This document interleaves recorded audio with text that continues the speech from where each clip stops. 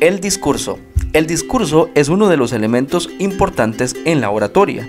Considerando que un discurso es una forma de comunicación en la que un emisor construye un mensaje y lo transmite a un receptor utilizando un código que usualmente es el lenguaje, a través de un canal que bien puede ser oral o escrito.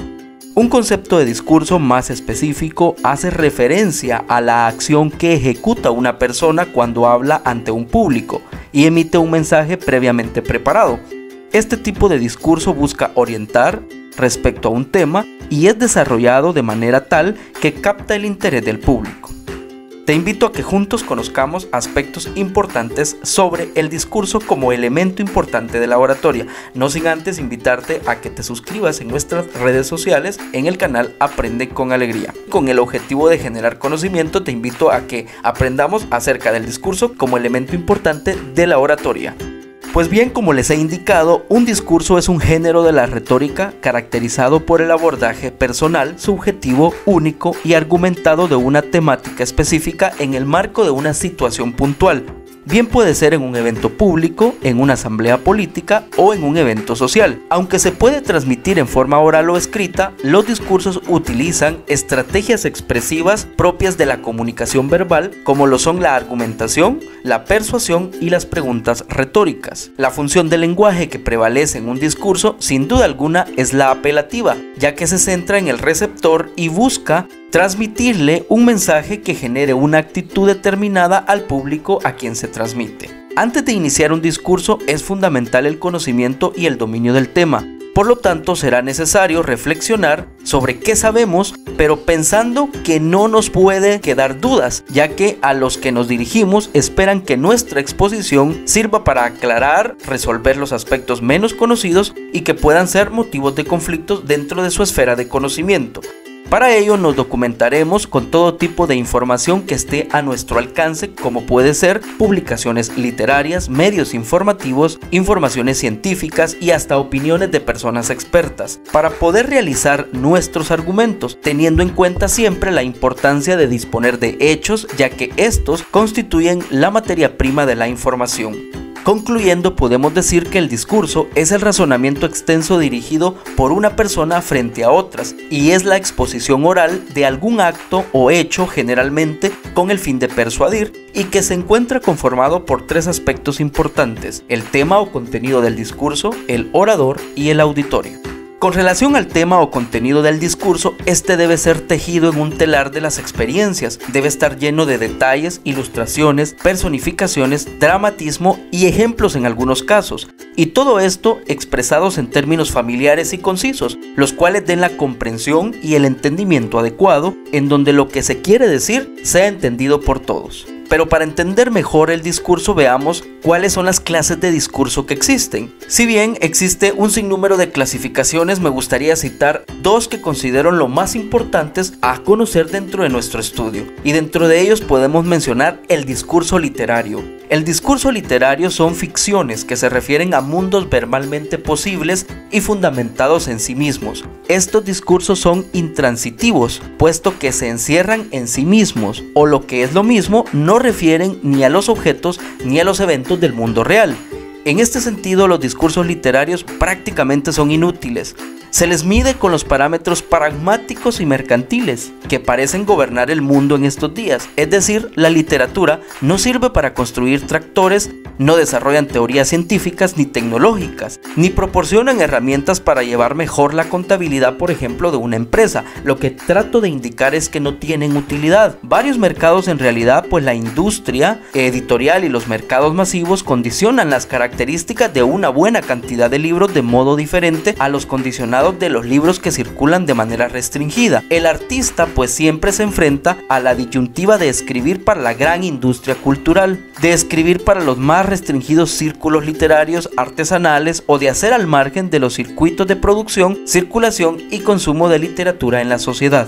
Por otro lado tenemos el discurso académico, considerado como el más importante, pues el discurso académico se encuentra en el marco de la actividad académica orientada a la transmisión y producción de conocimiento. Su elaboración requiere la revisión del conocimiento previo, es decir, de fuentes bibliográficas. Luego se hace un análisis puntual del objeto examinado que ha de dar lugar a la elaboración de una hipótesis. El escritor académico derivará las consecuencias lógicas de esa conjetura inicial, lo que dará como resultado una teoría. Finalmente, la teoría habrá de pasar por un procedimiento de validación que consiste en la constatación de la teoría con los datos obtenidos mediante pruebas de campo o experimentación de laboratorios. Es decir, que el discurso académico define un objetivo, elabora un método para examinarlo y constituye una teoría que explica el funcionamiento del objeto y comprueba la validez de la teoría. Esto no quiere decir que todos los discursos académicos tengan 4 partes para la complejidad de los objetos obligados a examinarlos parcialmente o a escribir pequeños reportes sobre aspectos parciales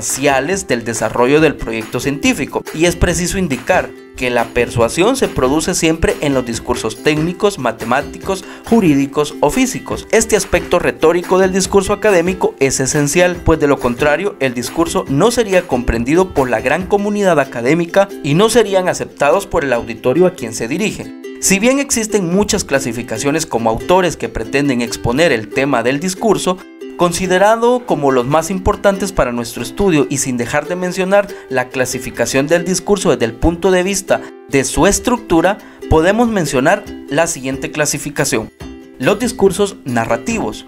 El discurso narrativo es aquel que se refiere a situaciones ocurridas en un contexto o un espacio temporal y que puede ser real o bien imaginario. El discurso descriptivo es el que busca mostrar las características de lo expresado sin emitir una valoración personal por parte del emisor del discurso. Discurso expositivo es el que informa acerca de determinado tema de forma ordenada y a la vez objetiva. Y el discurso argumentativo o retórico, considerado como el que intenta persuadir acerca de una cuestión determinada. Por otro lado, también es necesario hacer mención la forma en que transmitimos el discurso, pues ello incide mucho en la recepción por parte del auditorio. Es por ello que vemos la siguiente clasificación: discursos leídos.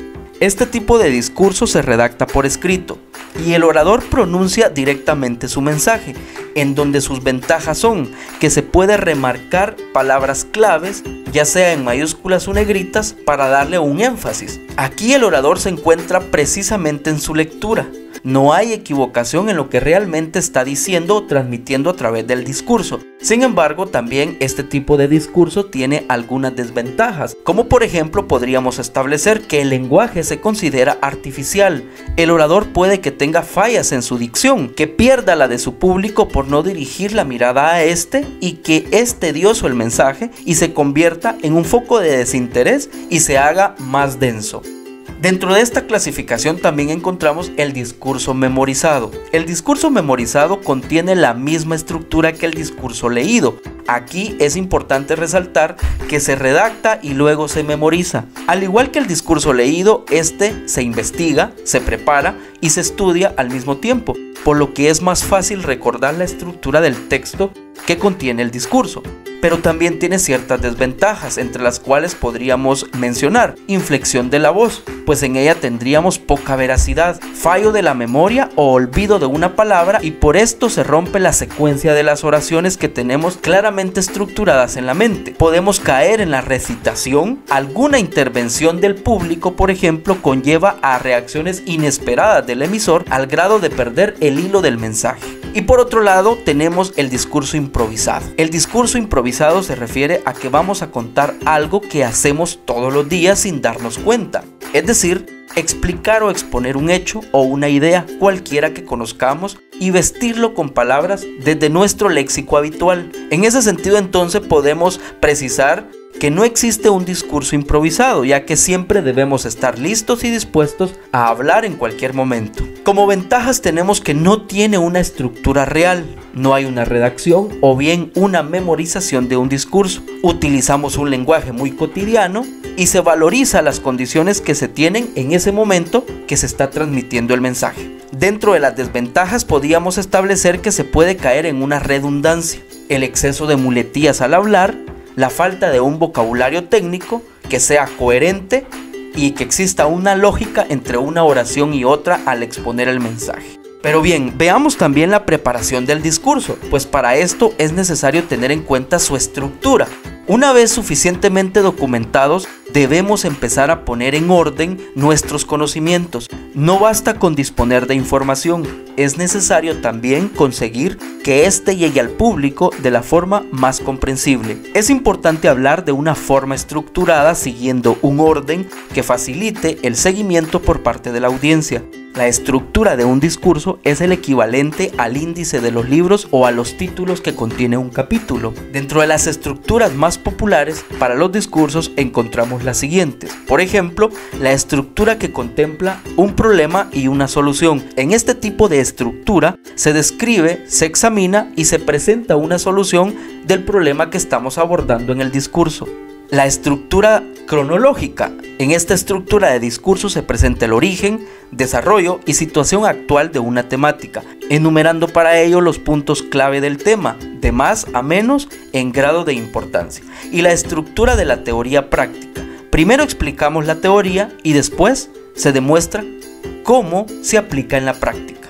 Debemos tener en cuenta cuáles son los aspectos principales, como hechos a contar o bien acciones a realizar, y además cuáles son los secundarios como las citas y otros elementos de apoyo, para situarlos y darles el realce que les corresponde, de tal manera que el auditorio le quede muy claro lo que es el tema fundamental y lo que forma parte de su acompañamiento.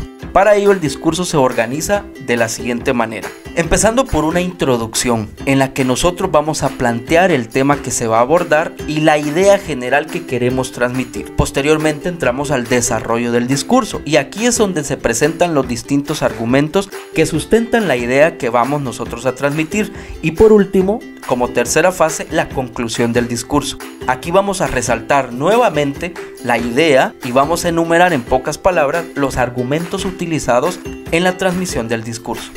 El discurso no tiene por qué ser una pieza literaria, lo que sí debe primar es la claridad en el mismo, al ser escuchado o bien leído ante el público a quien nos dirigimos, puesto que el público no tiene el tiempo de analizar detenidamente el lenguaje que utilizamos como la estructura de las frases empleadas. Además, en el supuesto de no entender una frase, el público no tiene la facultad de tener la posibilidad de volver a ella y analizarla. Todo ello conlleva en que el discurso debe emplearse un lenguaje claro y directo, frases sencillas y cortas a la vez. Con esto le facilitamos al público la comprensión del tema que estamos disertando. Independientemente del tema que se vaya a tratar, hay que procurar que el discurso resulte atractivo, novedoso, ágil, bien fundamentado y a la vez interesante. La brevedad no implica que el discurso tenga que ser necesariamente corto, sino que no deba extenderse más allá de lo estrictamente necesario. Y de esta manera abordamos un elemento más importante dentro de la oratoria. Y como siempre, espero haber generado conocimiento. Nos vemos en una próxima.